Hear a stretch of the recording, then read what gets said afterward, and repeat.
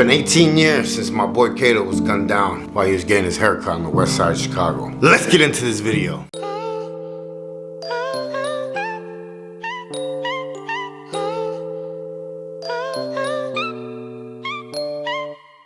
Cartel got me working for the big faces. Federale got my car full of brick cases. Hit the pen with a grin, there ain't no faking. I was picked to my back for my shoelaces. Got out, should've seen the look on they faces. All jealous cause your boy stacking hella paper. Set up by the crew, they done put a banger in the trunk of my car and left me to hang there. No thing, then attorney went and beat the case.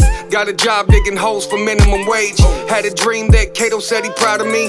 Stay here, don't leave, keep doing your thing. Quit the drugs, but you know I went back to selling, 6-time failing. I went back to prison, got my head right, got my bread right. Push these weights like a kilo in a tailpipe. Trying to do right, I got a mission. Trying to give back to my boys in the prison. The old me's gone, I ain't never.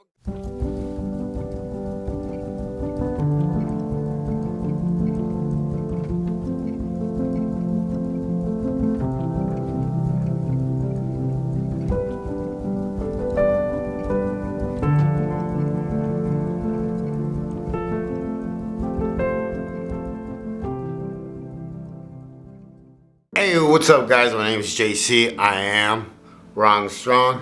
If you're new to my channel, make sure you subscribe, hit that bell so you don't miss nothing. If you're part of my team, mi familia, mi raza, you already know what time it is. Súbanse la Suburban, we about to take a ride.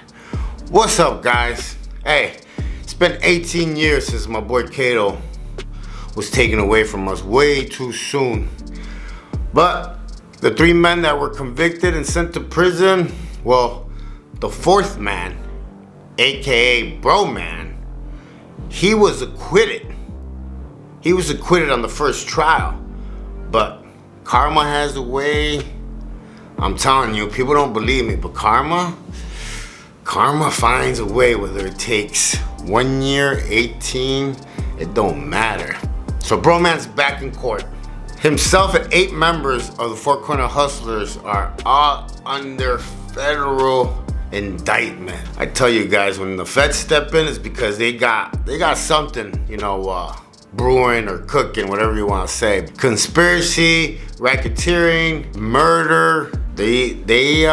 They could be facing the death penalty pretty much. You know, they started to talk about all this stuff in the trial about how prosecutors were talking about how they wanted to kill Kato for his jewelry. His jewelry was estimated at about, I think it was $250,000 or $500,000, but it was the watch, the bracelet, everything, you know.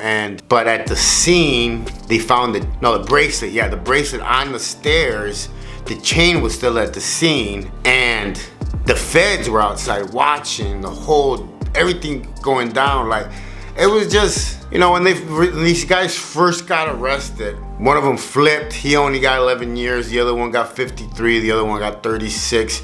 Pretty much the whole little crew that was planning it and everything. But, you know, there's a lot of talk that, you know, the hit was done by El Chapo's people because Kato had gotten over on them on some 150 keys, and his birthday's coming up.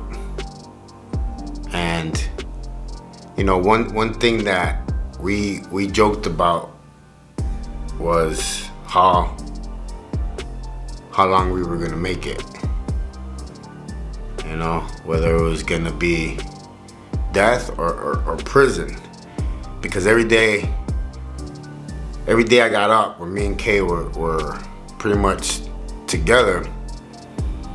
I would show up every day in the morning to his house, smoke, they would get ready, and then we would leave. We would pretty much leave the house with about 4 of us, the guys that were always around, you know. Also, Damien, Nacho, there was a group of people that were always around. And for a long time, I've said it before in some of my other videos, you know, I felt guilty because if he would have never sent me to Arizona, I would have been there that day. And who knows what would have happened. Because I for damn sure would have not just let somebody walk in when I knew Kay was on the chair. that was the whole point of him having security, was to not let nobody get close enough to shoot.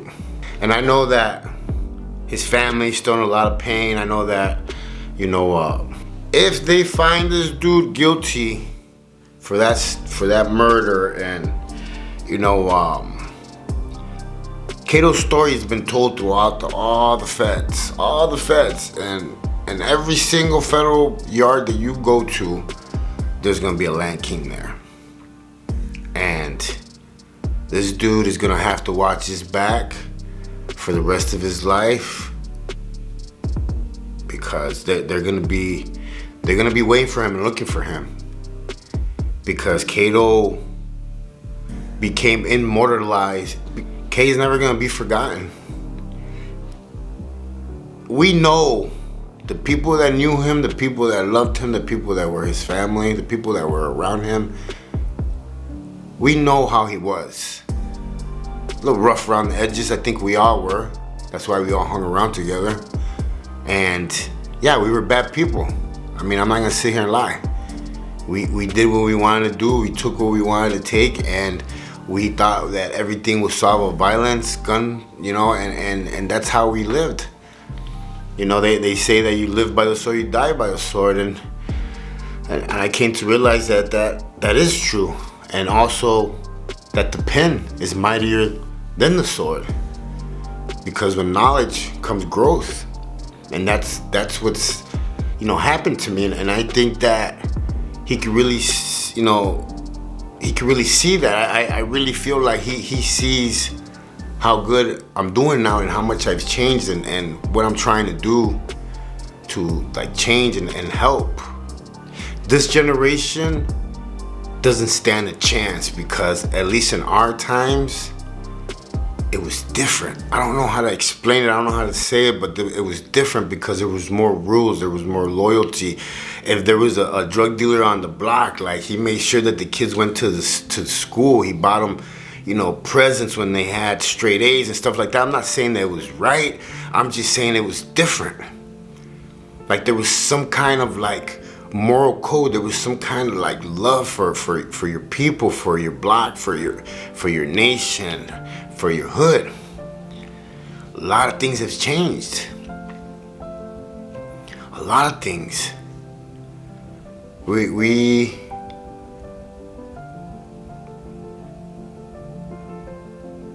if we don't change with time, then we're just lost in time, and either we get killed or we go to prison and just we're forgotten.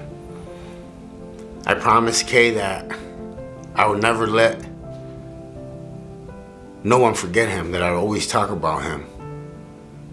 And that's why I tattooed him on my arm, and that's why I talk to him and I speak to him, and I believe that people change once they go up there. You know, I took his loss really hard, because it was the last piece that I had, like, connected me to Chicago, my own, like, my boy, my friend. And when they took that away from me, I felt almost like lost out here. But now I understand why he convinced me to move out here, and now I understand why he told me to stay out here. Because if I wouldn't have listened to that, I probably wouldn't be alive right now. Hey, with all this court stuff happening with these guys and the whole thing, the truth always comes out. No matter if it takes a year or 10, but it always comes out. I wanted to share something with you guys too. I wanted to ask you guys to keep Damien in your prayers. He was actually violated and taken back, so we're waiting to see what's gonna happen, if he's gonna hit, what yard he's gonna hit, or if he caught new charges or what, because you never know with the feds. I tell you guys, I get scared just thinking about them, and yeah, so we'll see. You know what's up. My name's JC. I am raw and strong. Hey, don't judge nobody, stay in your lane, live savage, and remember, you only have one life to live, man. Live it out here free, not gangbanging, not doing drugs, not doing time, not watching your shoulder.